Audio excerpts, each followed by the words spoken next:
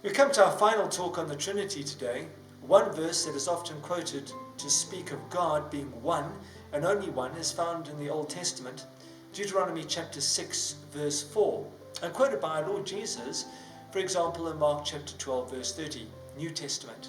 It says, "Hear, O Israel, the Lord our God, the Lord is one. Shema Yisrael, Adonai Eloheinu, Adonai Echad."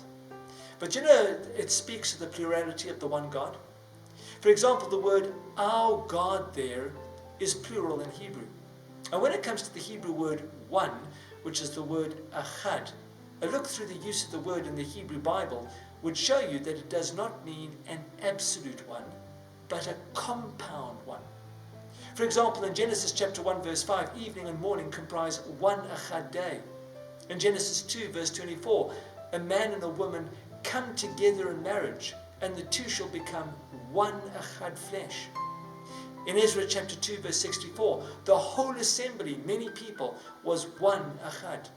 And so the word one shows it to be a compound in unity, not an absolute unity. By the way, there is a Hebrew word for absolute unity, and that is the word yachid. But God doesn't use that word. He uses Echad, compound.